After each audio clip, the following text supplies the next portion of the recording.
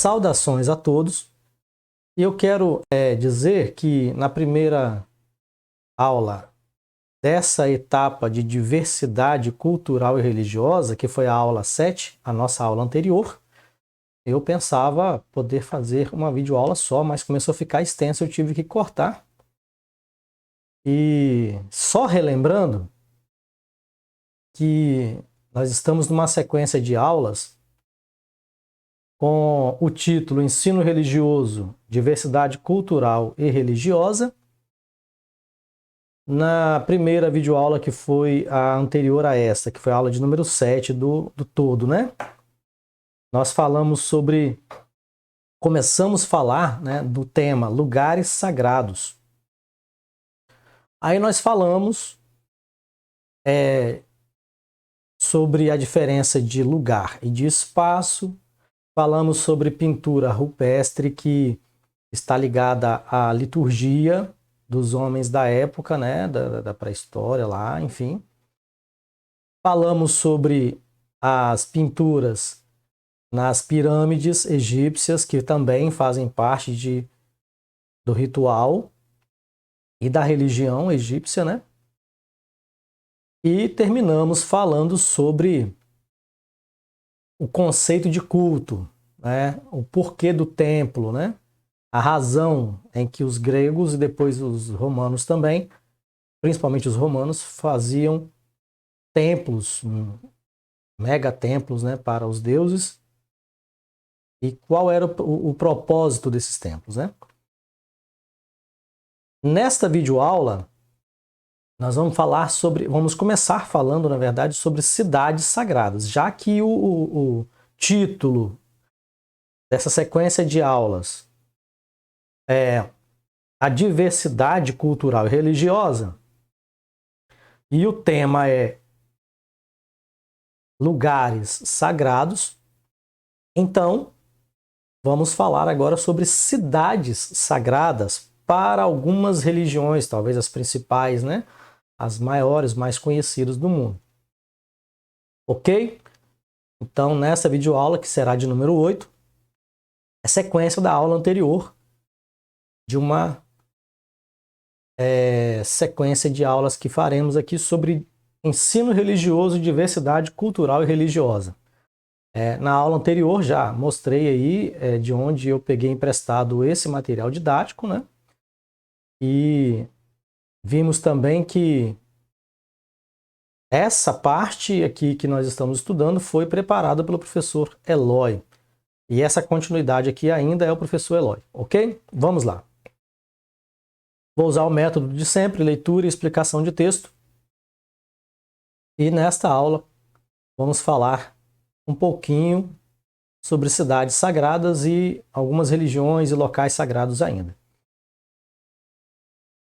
Ok, cidades sagradas. Hierópolis. O que é isso, né? Vamos ver.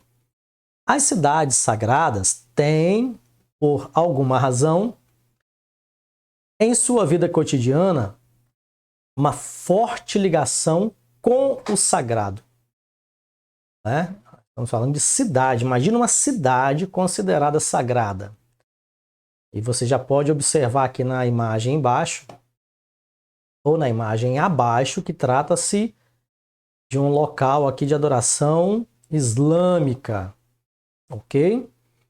Então, vamos lá. As cidades sagradas têm, por alguma razão, em sua vida cotidiana, uma forte ligação com o sagrado. Olha que é o cotidiano, o dia a dia comum, mas está muito ligado ao sagrado, à adoração, à liturgia, ao culto, né? Meca, por exemplo, que é a imagem que temos aqui abaixo, a imagem abaixo é uma imagem da cidade de Meca, né? Ponto de referência para a adoração islâmica. Então, a cidade de Meca, por exemplo, é considerada pelos muçulmanos uma cidade sagrada e, por isso, muito importante para a sua religiosidade. Ela é o lugar em que, segundo a história e a crença islâmica, É o lugar onde nasceu o profeta Mohammed, que é Maomé. Entretanto, já era considerada sagrada antes mesmo do seu nascimento. Antes mesmo do nascimento de Mohammed ou de Maomé, Meca já era considerada sagrada. Segundo o Corão ou Alcorão, como queira, escritura sagrada do islamismo, o devoto muçulmano deve orar 5 vezes ao dia em direção à Meca, Salat, né? Ali entre parênteses, e deve também peregrinar até lá, pelo menos uma vez na vida, mesmo que através de procuração escrita, caso não tenha recursos. A peregrinação até Meca é chamada Hajj. Lá existe uma grande mesquita que abriga em seu interior a Kaaba, que quer dizer cubo, que é aqui na imagem abaixo, esse quadrado aqui de cor bem mais escura aqui, ó, esse quadradinho aqui. Isso aqui é a Kaaba, que é o cubo. A Kaaba é coberta por um manto negro todo ao redor, como eu acabei de mostrar, que contém várias inscrições bordadas em ouro. Dentro da Kaaba está a pedra sagrada que, segundo conta a tradição muçulmana islâmica, né, foi enviada do céu como presente a Abraão. Aí você que está me ouvindo agora, pai, mãe ou responsável, né, pelos nossos alunos, deve talvez conhecer um pouquinho da Bíblia e reconheceu esse nome, Abraão. Ah, professor Gilberto, Abraão não é o pai dos judeus? Pois é. Mas do ponto de vista da ciência da religião, do ensino religioso, aprende-se que Abraão é o pai das 3 maiores religiões mundiais: o judaísmo, o cristianismo e o islamismo. Ok? Por isso que Abraão aparece aqui entre os muçulmanos, entre os islâmicos, porque eles também acreditam terem a sua fé oriunda da fé de Abraão. Ok? E acreditam também ser descendente dele, né? Não vou entrar nos méritos aqui porque é tema para uma outra videoaula. Mas vamos em frente. A rocha, que era branca, então ficou negra ao absorver os pecados do homem. O muçulmano deve dar 7 voltas ao redor da Kaaba e depois beijar a pedra sagrada. Os peregrinos também atiram 49 pedras em 3 pilares que representam o demônio. Todos os peregrinos vestem o mesmo traje, composto de 2 pedaços de tecido branco sem costura, um amarrado na cintura e outro colocado sobre o ombro. Essa tradição representa a igualdade dos fiéis aos olhos de Alá. Alá para os muçulmanos, Deus para o cristianismo, Yud-Rei Vav-Rei ou Yahweh para os judeus, enfim, ok? Trata-se do mesmo ser, com nomenclaturas diferentes devido ao idioma e à cultura de cada povo. Um dos lugares sagrados mais visitados no mundo também é a cidade de Jerusalém, para nós em português, Jerusalém. 3 tradições religiosas atribuem grande valor espiritual a esta cidade. São elas o judaísmo, como eu havia dito anteriormente, o cristianismo e o islamismo. As 3 religiões oriundas da mesma fé de um único homem que é Abraão. Ou da fé de um único homem, né? Tirando a palavra mesmo ali, né? Jerusalém, a maior cidade de Israel, é o local onde foi construído o templo de Salomão. Salomão foi um dos mais importantes reis dentre os judeus. Muitos cristãos peregrinam até Jerusalém porque foi nesta cidade que Jesus fez grande parte de suas pregações e os muçulmanos construíram uma mesquita sobre as antigas ruínas do Templo de Salomão, consagrando também a cidade, né? Portanto, esse lugar é considerado sagrado para os cristãos, para os muçulmanos e para os judeus. Ok. Aqui do lado temos uma imagem, né, da cidade de Jerusalém. Aqui na frente aqui uma parte do muro antigo, aqui um cemitério. Aqui está a mesquita de Al-Aqsa com o domo de ouro puro, né? Aquele domo amarelo ali é ouro puro. E está localizada exatamente onde já esteve o Templo de Salomão, o primeiro templo erigido ao Deus de Israel em Jerusalém pelo rei Salomão, templo de alvenaria, né? Então, ali atrás está Jerusalém moderna, né, com prédios, construções e tal. Aqui na frente é uma Jerusalém mais antiga, ok? Queridos, olha que informação importante. Isso numa aula em sala de aula seria debate e assunto para tecer muito comentário entre professor e alunos, né? Já que estamos falando aqui de 3 religiões que são as maiores do mundo hoje, as mais conhecidas e são as maiores também.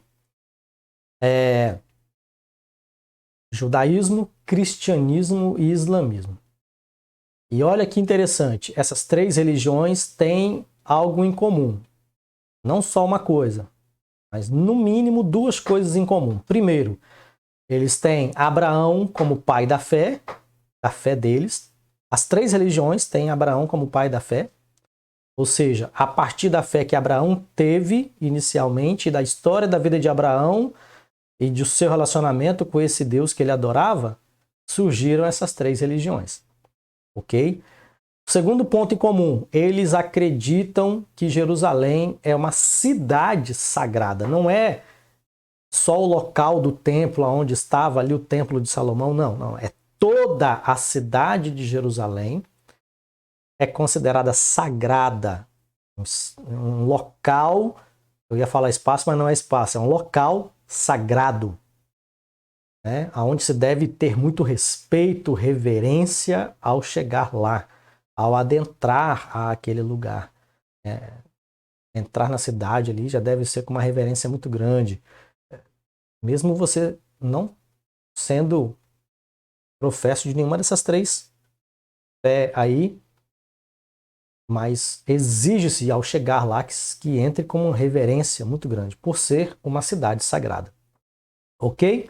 Não vamos aqui tecer muitos comentários, porque não é nosso objetivo. Você poderia perguntar, tá, Gilberto? Os 3 têm a cidade como uma cidade sagrada, mas pertence realmente a quem? Eu não vou entrar nesses méritos agora, isso aí seria tema para um outro estudo, ok? Vamos lá. Para saber mais, aqui no lapisinho vermelhinho aqui, ó, aqui, ok? Vamos ler isso aqui para ver o que tem de bom aqui para nós. O muro ocidental, conhecido também como Muro das Lamentações, é a única relíquia do último templo e por isso é lugar sagrado. Ó, já está falando de um lugar específico. Não é mais a cidade sagrada no todo, mas agora tem esse lugar específico que é sagrado e venerado pelo povo judeu até hoje. O muro ocidental é uma parte pequena, ou uma pequena parte, da muralha que Herodes construiu no ano 20 a.C., em redor do segundo grande templo.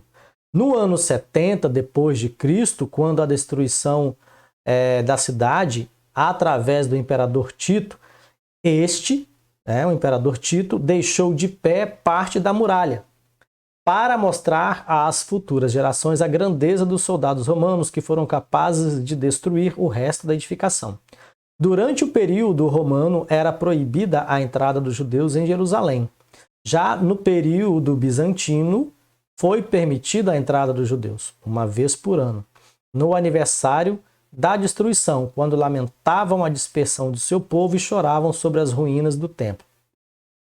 Se você buscar na internet, principalmente nos canais do YouTube, você vai encontrar lá, se você digitar lá Muro das Lamentações, você vai encontrar centenas de vídeos mostrando sobre essa parte do muro, que é a parte ocidental, que existe até hoje e que fazia parte da construção do muro ao redor do templo.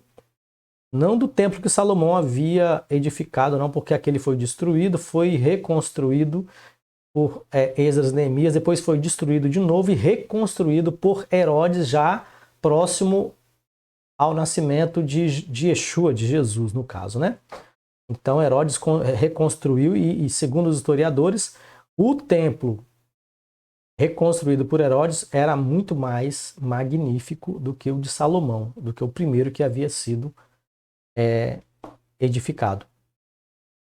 E essa muralha que estava ali ao redor do templo foi destruída em 70 depois de Cristo e sobrou apenas essa pequena parte ali na região ocidental, né, o muro ocidental, e é considerado e é conhecido até hoje como Muro das Lamentações. Todo judeu que se preza vai até lá e ora e lamenta a destruição e ora pela a construção do terceiro templo em Jerusalém. Enfim, é um local sagrado para todo judeu. Daí vem o nome Muro das Lamentações. Estou lendo aqui, ó, aqui. Daí vem o nome Muro das Lamentações. O costume de orar junto ao muro continuou durante o decorrer dos séculos. Entre 1948 e 1967, o acesso ao muro foi novamente proibido aos judeus, já que ele se encontrava na parte jordaniana da cidade dividida. Depois da Guerra dos 6 Dias, o Muro das Lamentações converteu-se em um lugar de júbilo nacional e de culto religioso. Ok? Bom, você está percebendo que estamos falando de locais sagrados, né? Locais, lugares, templos, muros, cidades. No próximo item aqui, no subtópico, eu acredito que vai haver uma certa diferença, né? Vamos lá. Terreiro. E de repente, se você é de alguma religião de vertente cristã, deve olhar assim meio preocupado, né? Meio, eu não gosto de olhar nada sobre as religiões afrodescendentes, afro-brasileiras, mas não olhe com preconceito, não. Olhe com o olhar de quem está estudando apenas, né? Com um olhar científico, como eu, por exemplo. Então vamos lá. Terreiro. Lugar sagrado das tradições religiosas afro-brasileiras. Afro-brasileiras quer dizer que é de descendência africana, mas que estão no Brasil. Vieram e se estabeleceram no Brasil. Vamos lá. Terreiro é o nome atribuído aos locais de culto das tradições religiosas de matriz africana. São, desta forma, sagrados tanto quanto os locais de culto de qualquer outra designação religiosa. Tá? Olhando aqui do ponto de vista científico, de um estudioso, é isso que nós entendemos. Tirando o preconceito de segregação religiosa que há entre as religiões, principalmente cristãs, né, olhamos e vemos como local sagrado. Pode não ser para você que é de uma outra religião, mas para eles é um local sagrado. E isso é uma realidade que nós devemos respeitar. Tanto eu como estudioso, quanto você como religioso, ok? Então, eis aí uma informação do ponto de vista científico, da ciência da religião. Terreiro é o nome atribuído aos locais de culto das tradições religiosas de matriz africana. São, desta forma, sagrados, tanto quanto os locais de culto de qualquer outra designação religiosa. Quando os africanos foram trazidos para o Brasil, diga-se de passagem, como escravos, né? Contra a sua vontade, tiveram que forçosamente abandonar tudo aquilo que para eles fazia sentido em sua terra natal, né? Na África, locais sagrados, familiares e etc. Uma das formas de resistência foi procurar manter sua adoração a Olorum na língua deles, mas se traduzir para a nossa significa criador, né? Além de outras divindades. Portanto, os terreiros de Umbanda e Candomblé, além de serem lugares sagrados, são também locais de resistência e preservação cultural, zelando pela memória de um povo enquanto nação, ainda que estando cativos em outra nação, como era o caso dos negros que vieram da África para o Brasil em função da escravidão, né? Ok? Então, revendo aqui o último parágrafo. Tirando fora a segregação religiosa, o preconceito e essas coisinhas que nós abrimos mão delas,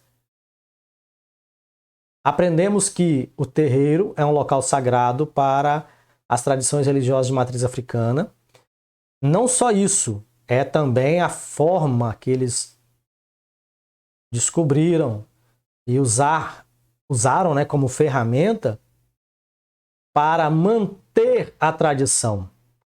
Ali eles adoram a Olorum, que é o criador para eles. É também uma forma de resistência, né? Com vistas à preservação cultural, zelando pela memória de um povo enquanto nação. Ok? Então, olha só, se você tem preconceito com a religião, então pelo menos que respeite o ponto de vista cultural, de preservação cultural do povo, que é o povo de descendência africana. Ok? Então, olha só, voltando aqui, relembrando, nós falamos de local, falamos de templo, falamos de cidade, falamos de um muro e agora de um terreiro. Aí você poderia questionar e dizer, Gilberto, mas terreiro, para nós, no nosso conceito comum, terreiro é o quintal ali, na frente da casa ou nos fundos da casa, é um terreiro. Bom, mas não é esse o caso deles. Eles tomam essa nomenclatura de terreiro pelo fato de que na África não havia cercas. Era tudo muito aberto, muito ligado à natureza. Então o espaço em que eles usavam para a adoração era literalmente um espaço aberto que eles chamavam de terreiro. E eles trazem a nomenclatura para cá para preservar a cultura. Apesar de, como está aqui na imagem, ó, do lado, ou ao lado, né? Eles estão dentro de um ambiente fechado ali, de alvenaria, pelo que a gente pode perceber. Mas existe locais em que eles usam o espaço aberto mesmo, né? De chão batido ali, onde eles colocam os pés no chão e chega a levantar poeira mesmo, né? Se o local estiver muito sequinho, enfim. Então a ideia de terreiro veio da tradição africana, de como realmente era lá. Aqui no Brasil, eles podem ter locais assim ou não, mas permanece a nomenclatura de terreiro, que é o espaço sagrado de adoração das tradições religiosas de matriz africana. Ok? Vamos lá. Vamos ver aqui o que o professor quer nos falar sobre essa história da verdade aqui. Conta-se na tradição oral das matrizes africanas que no princípio havia uma verdade no mundo. Ó, a história da verdade. Isso aqui é conhecimento da cultura da religião de matriz africana, ou das religiões de matriz africana. Vamos lá. Conta-se na tradição oral das matrizes africanas que no princípio havia apenas uma verdade no mundo. Entre Orum, mundo invisível e espiritual, e o Aie, mundo natural e material. Perceba, enquanto nós falamos mundo espiritual e mundo físico, eles, no idioma deles, falam Orum, mundo espiritual, Aie, mundo físico. Ok? É apenas uma questão de cultura e de idioma diferente. Entre o Orum, mundo espiritual, e o Aie, mundo natural, existia um espelho, que é tradição, né? Então, tudo que estava no Orum se materializava no Aie. Tudo que estava no mundo espiritual se materializava no mundo físico. Ou seja, tudo que existia, está explicado aqui, no mundo espiritual, acabava por aparecer no mundo material, mundo físico. Não existia dúvida sobre os acontecimentos serem verdadeiros, até que uma jovem menina que estava pilando mandioca, pilando, né? De repente você não sabe o significado, usa-se um pilão, né? Aqui no Brasil, em tempos dos meus avós, usava-se muito. Eu cheguei a ver um tronco de madeira com uma cava no meio ali, coloca-se café, para pilar café, e aqui no caso está falando de pilando mandioca, né? Colocar mandioca ali para socar. Então, é um pilão de mandioca. A menina estava pilando mandioca, chamada Mahura. Descuidou-se e bateu forte no espelho com o cabo do pilão, né? Que se quebrou, espalhando-se pelo mundo. Mahura correu a desculpar-se com o Olorum, mas ele estava tranquilo, sentado à sombra de um rio. Perdão. Estava sentado à sombra de um iroco, planta sagrada e guardiã do terreiro. Ó. Iroco é uma planta sagrada, guardiã do terreiro. O que é o terreiro? Local de culto, de adoração, né? Das religiões de matriz africana, ok? Então ele estava sentado ali. E quem encontrasse... Olorum disse que, a partir daquele dia, não existiria mais uma verdade única. E quem encontrasse um pedaço do espelho em qualquer parte do mundo não encontraria mais do que uma parte da verdade, porque o espelho reflete a imagem do lugar onde se encontra. Com isso, vamos ver a resolução dessa história. Com isso, entendemos que é preciso conviver com as diferenças. A verdade não pertence a ninguém. Cada um está certo dentro daquilo que considera correto em sua crença. A verdade está, em parte, dentro de cada um de nós. O mais importante é o respeito pelo que cada pessoa considera sagrado. Eu estava falando agora há pouco disso e o professor agora está enfatizando isso daí. O Brasil é um país multiétnico, de muitas etnias, né? Raças, cores, crenças, culturas, enfim. Com uma grande diversidade religiosa e, para convivermos em harmonia, não devemos desconsiderar, muito menos agredir, qualquer pessoa, pertença ou não a determinada tradição religiosa. Deixa eu dar aqui um parecer sobre a história da verdade aqui, do espelho aqui, que a gente acabou de ler. E considerando também o que o professor resumiu da história. Queridos, olha só. Eu também tenho a minha religião, minha expressão de fé, né, as minhas crenças. Mas quando eu comecei lá no início da caminhada dessa expressão de fé, dessa crença, quando eu aderi a essa crença, não é necessário eu falar qual é aqui para vocês, mas vocês vão perceber, eu acredito, né, no passar do tempo aí, em algum momento eu vou deixar parecer para vocês qual é a religião de qual me refiro, que é a minha.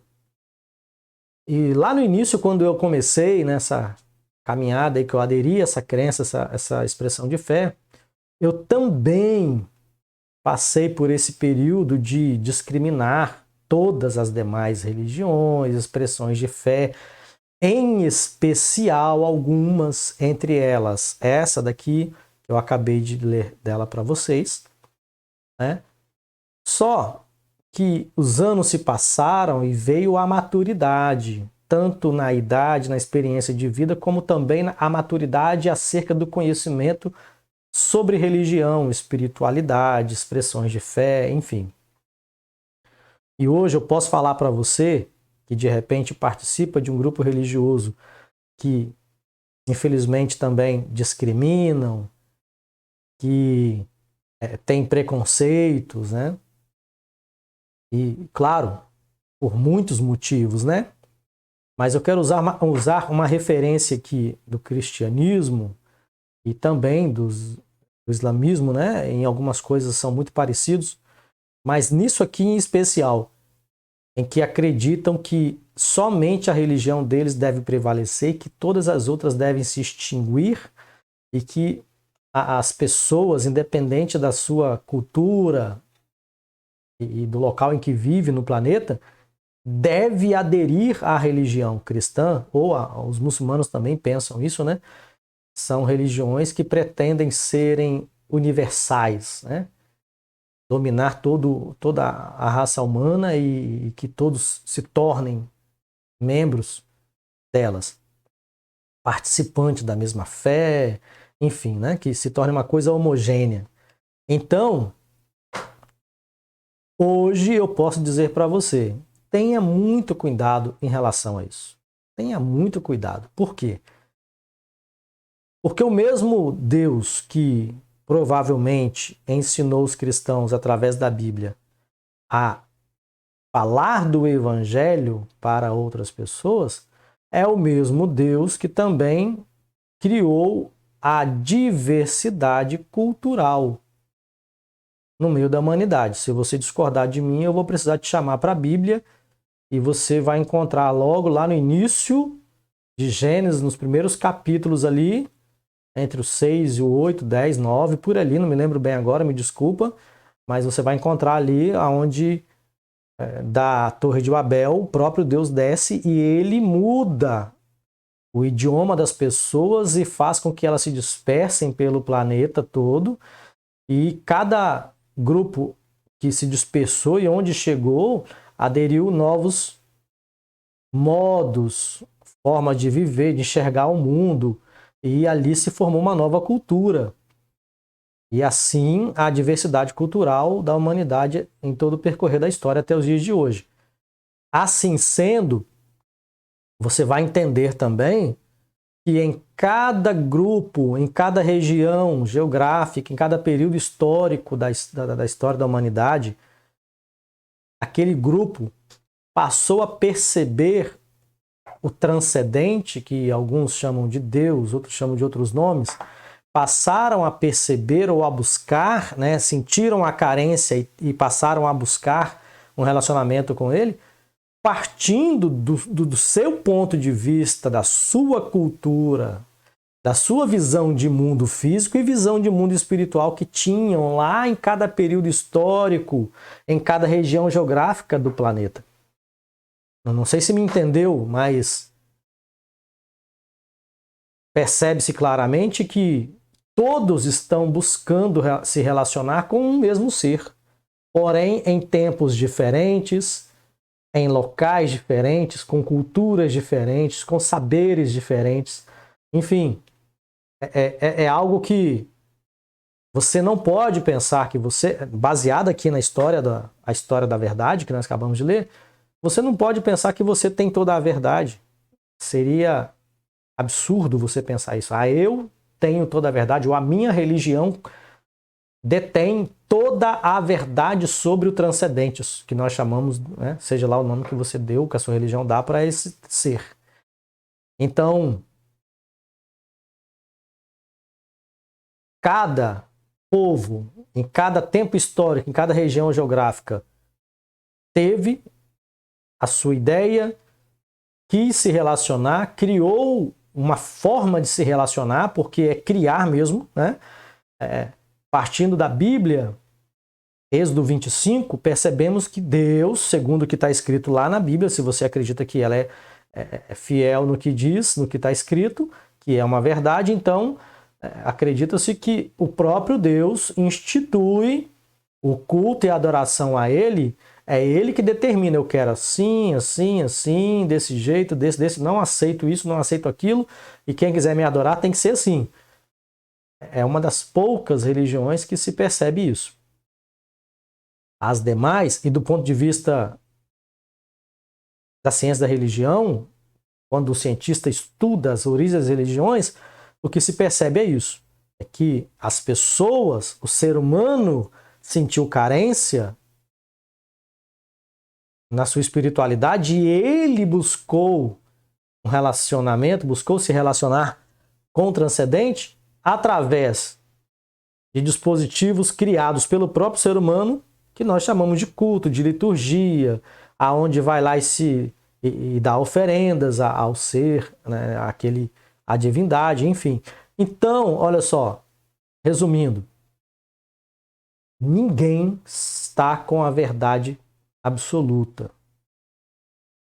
Cada um tem a sua verdade, né? Eu não tenho o direito de te julgar e nem você tem o direito de me julgar. Nós não temos o direito de julgar o outro com a visão que ele tem sobre o transcendente. Por isso, a Bíblia também diz: não julgueis, para que não sejais julgados. Porque com o julgo em que julgardes, também sereis julgados. Você pode estar querendo se colocar no lugar de juiz, dizendo que o outro adora a demônios, o tal, enfim, e criando segregação religiosa, preconceito, discriminação, e de repente você pode estar muito equivocado nas suas colocações e forma de pensar. Então, Gilberto, o que você diria pra gente? Simples. Viva a sua vida, viva a sua religião, permaneça firme nessa sua fé, e praticando a sua fé, seja ela qual for, não me interessa, e não discrimine o outro. Porque a única verdade que nós devemos acreditar é que nós não sabemos de toda a verdade. Isto sim é uma verdade. Se eu pensar que eu tenho toda a verdade, eu estou enganando a mim mesmo. Então a melhor coisa a fazer é: você tem experiências com Deus que você diz adorar? Então essas experiências são o fundamento do seu relacionamento com Ele. Permaneça firme nisso daí. Se porventura um outro de uma outra religião te observar e observar o relacionamento que você tem com esse Deus e ver que é mais vantajoso do que o que ele tem com o dele e quiser migrar para a sua fé, ótimo, show de bola. Você fez o seu papel. Você cumpriu o seu papel de evangelizador dentro da sua religião. Mas não sendo assim, deixe cada um no seu lugar, vivendo a sua vida e exercendo, praticando a sua fé, enfim, a sua espiritualidade, ok? Essa historinha aqui, ela está nos passando esta mensagem e isso é importante. Dando prosseguimento. Opa, olha, nós falamos de cidades sagradas, falamos de local, de templo, falamos de muro, falamos de terreiro. Agora, olha que interessante. Os rios também são lugares sagrados em algumas religiões. Isso aqui é muito massa, né? Vamos ler. Em vários períodos da história, as fontes de água, assim como os rios, foram considerados sagrados e dignos de reverência e respeito.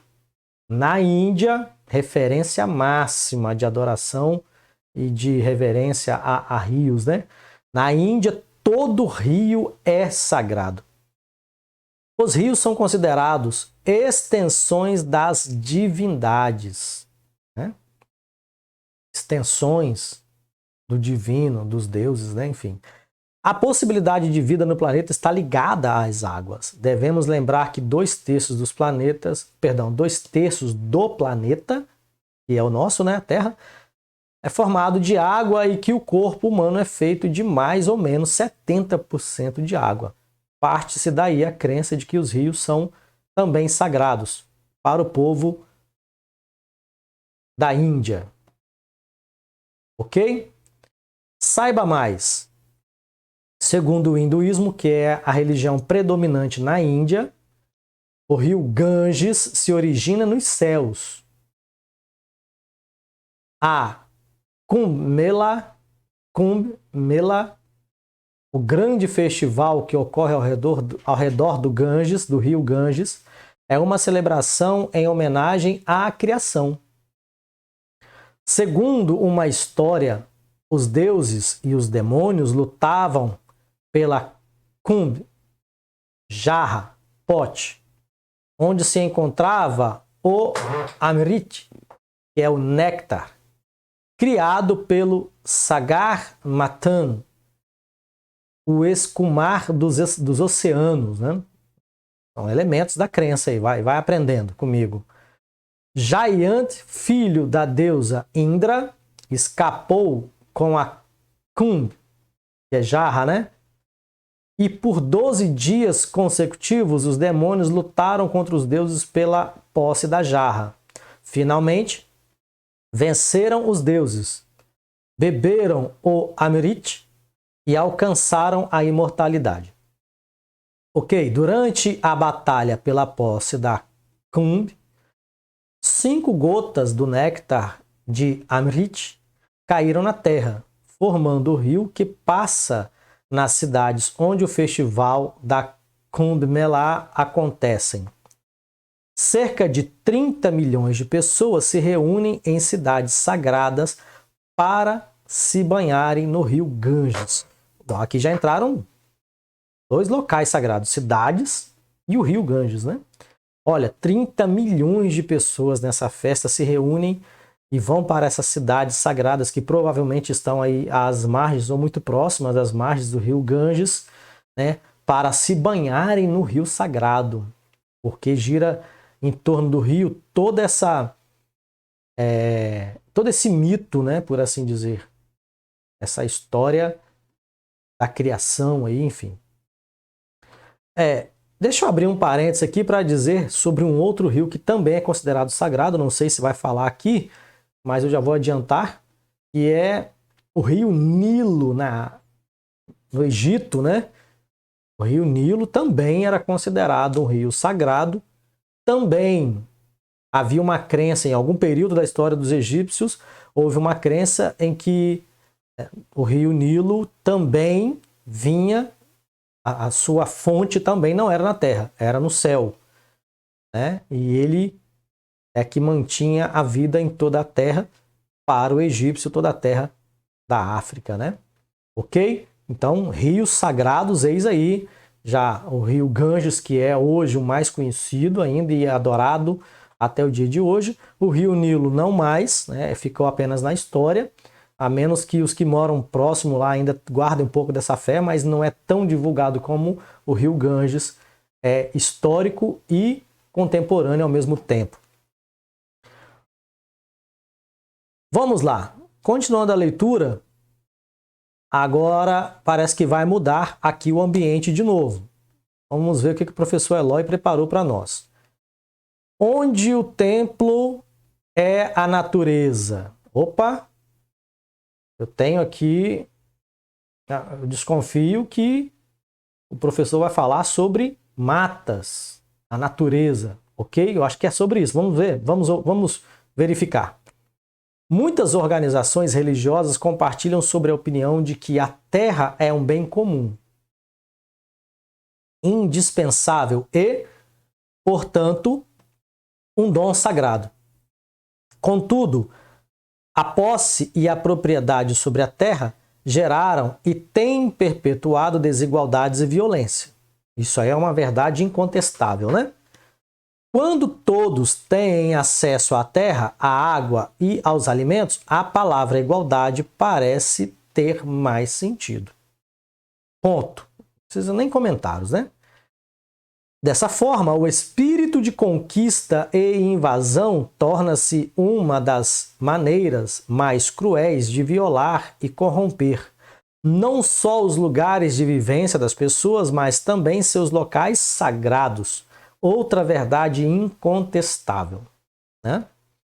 A gente vê e observa isso daí em toda a história da humanidade, em muitos períodos. Os indígenas, em geral, sempre procuram relembrar os antepassados e reviver suas histórias, assim como cuidar da natureza, dádiva da Mãe Terra. A natureza é uma dádiva da Mãe Terra. Para eles, lugar sagrado é o local onde se vive. Né? Olha que interessante isso aqui. Portanto, as matas, os rios, As montanhas, a terra e tudo que nela habita fazem parte de um todo, entendido como sagrado e, por isso, merece adoração, respeito e preservação. Do meu ponto de vista, é uma das expressões de fé mais ricas que existe e mais originais, né? Apesar de ser primitiva, considerada assim pelos estudiosos, né? A fé primitiva. Mas para mim, professor Gilberto Souza, é uma das expressões de fé mais ricas e originais que existe. Porque o nativo, chamado comumente de índio, seja ele em qualquer uma das Américas, do Sul, Central ou do Norte, tem os ameríndios, né, também lá na Europa, em outras regiões da Terra aí. Desculpa, agora não me lembrei aqui exatamente de onde. Tão focado aqui na leitura, né? Mas enfim, aonde há povos nativos primitivos daquela região, há também essa crença. Não é só aqui no Brasil, na América do Sul, na América Central também, na América do Norte também, que era povoada por esses povos, que são considerados pelos europeus, pelo Velho Mundo, de primitivos, né? De não sociais, né? Enfim, eles dão várias nomenclaturas aí para esses povos. Mas observa, eles consideram sagrado tudo o que está ao redor deles. Por quê? Porque são coisas essenciais para a sobrevivência de cada um deles. Pena, de verdade, muita pena mesmo, que a população contemporânea, pós-moderna, do ponto de vista tecnológico avançado, não pensem assim. Deveria. Para aqueles que habitam nas cidades, não há nem nexo, né? Essa ideia de considerar sagrado a mata, o rio, a terra que dá o fruto. Né? Por quê? Porque está acostumado na cidade, urbanizado, tudo moderno, tecnologia. Quer comer alguma coisa, vai ali no supermercado e compra, liga o motoboy e traz na porta. Ele não faz nem ideia de onde está vindo, quem plantou, a terra de onde foi colhida aquela terra está sendo bem cuidada, bem tratada, ou ela está sendo forçada a produzir através de produtos químicos. Não interessa. O que interessa é que venha para minha mesa e que eu coma, né? Pois é. Então a ideia do sagrado vai se perdendo, a ponto de chegar no que temos hoje. A consciência da sociedade pós-moderna está longe dessa ideia de sagrado, terra, matas, rios, porque perderam, né? Perdemos, por assim dizer, vou me colocar no meio aí, essa consciência dessa verdade, que é uma cultura primitiva, mas que gira em torno da preservação, porque sabe que preservando será também preservado. O nativo, ele tem por sagrado aquilo que dá vida a ele. A água, as plantas, as matas, né? A terra, o sol, a chuva, tudo que a natureza oferece e beneficia a sua vida, ele considera sagrado porque gera vida para ele. Deixa eu continuar a leitura, porque isso aqui me chamou muita atenção e eu precisava expor, né, um pouquinho do que eu penso também acerca da sociedade pós-moderna em relação ao que se observa em direção aos nativos, né? muita gente discrimina, muita gente não dá a mínima, mas deveria. A partir de então, imediatamente começar a observar e a dar valor também, ok?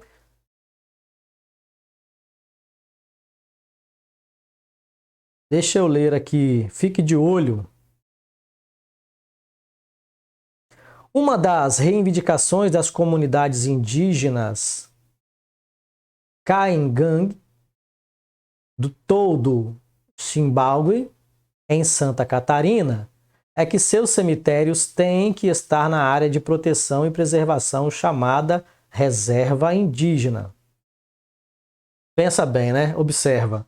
Quando os europeus chegaram nessa terra, que deram o nome de Brasil, por causa das muitas árvores de pau-brasil encontradas aqui,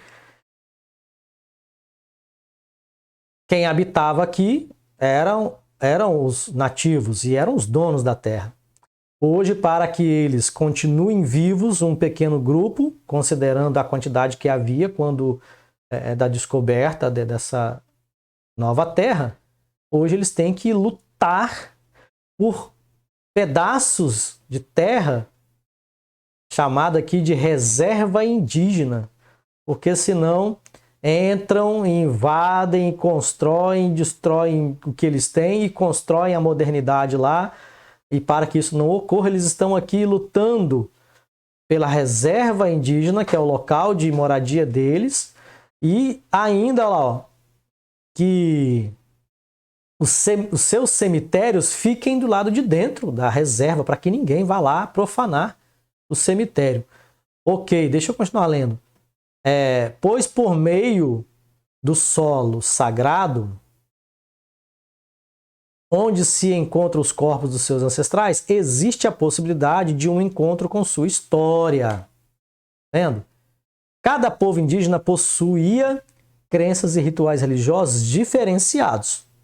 No entanto, todas as nações indígenas acreditavam nas forças da natureza e nos espíritos dos antepassados.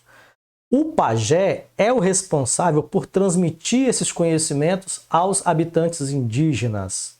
Algumas comunidades indígenas enterravam os corpos dos índios em grandes vasos de cerâmica, onde, além do cadáver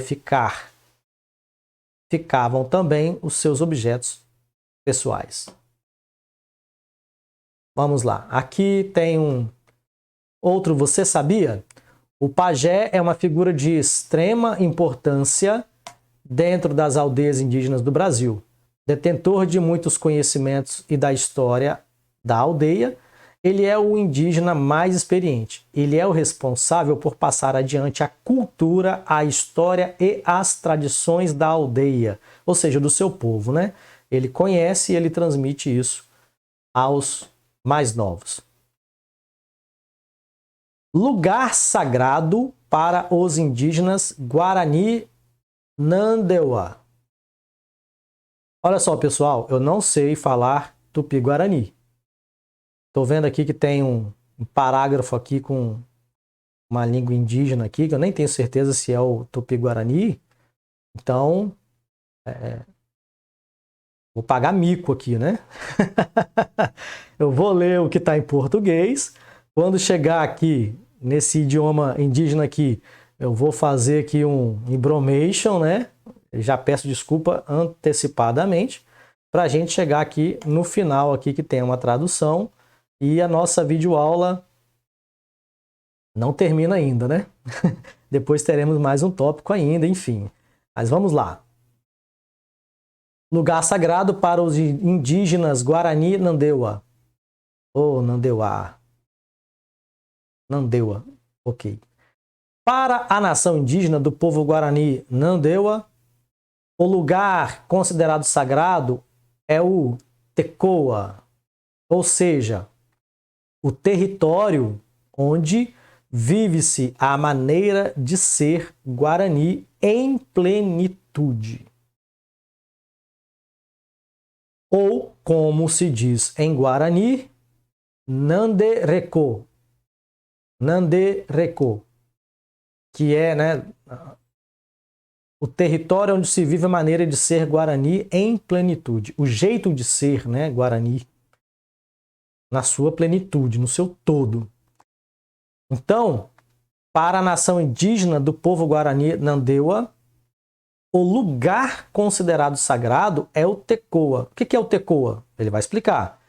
É o território, né, um lugar específico onde eles possam viver, ou onde eles vivem, a cultura Guarani na sua plenitude. Ok? O coração do lugar sagrado é a casa de meditação / dança, onde se acende o petinguá, um tipo de cachimbo ritual. Mas existe também um lugar onde se planta o milho sagrado e as plantas que alimentam e curam. Nestes lugares sagrados, os guaranis nativos, ou seja, indígenas nascidos na aldeia, e os não nativos que escolheram um modo de ser guarani entoam, cantam, né, os cantos sagrados, que são chamados de Neborai, e que recordam o espírito dos ancestrais e o grande espírito que os unem. O grande espírito aqui, em outras religiões, Deus, Yahvé, enfim, Alá, né? Para os indígenas, o grande espírito que os unem, tornando aquele espaço e tempo sagrados, como podemos perceber na canção a seguir. Gente, olha só, eu falei que eu ia tentar, mas eu não vou tentar, não. A canção está aqui em Guarani, não vou tentar. A tradução está aqui. Sinto o espírito que une meu ser à natureza de todos os mundos. Celebro o encontro com a polaridade que propicia surgir a luz da manhã. Canto contemplando o grande mistério. 2 pontos.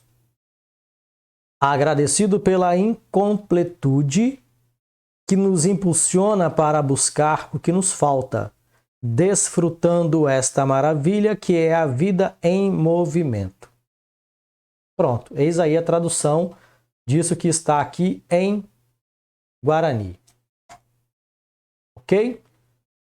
Isso aqui está revelando a cultura Guarani, a crença, a expressão de fé, né, do povo nativo. É um grupo, né? Tem muitos grupos de nativos no Brasil, nas Américas, e aqui está de um dos grupos que é o grupo Guarani Nandeua. Ok? Muito bem.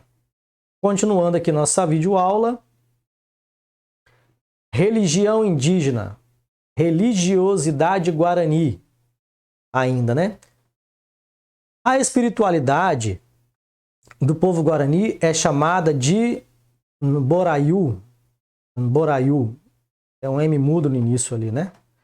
Essa religiosidade possui uma linguagem, o Aiwu, a palavra. Observe que essa religiosidade do povo Guarani possui uma linguagem. Que linguagem é essa? O Aiwu, que significa a palavra, que dá nome às coisas e organiza uma compreensão do espírito das coisas, porque a realidade pertence a Nemi Guaxu, o grande mistério. Quem é o grande mistério?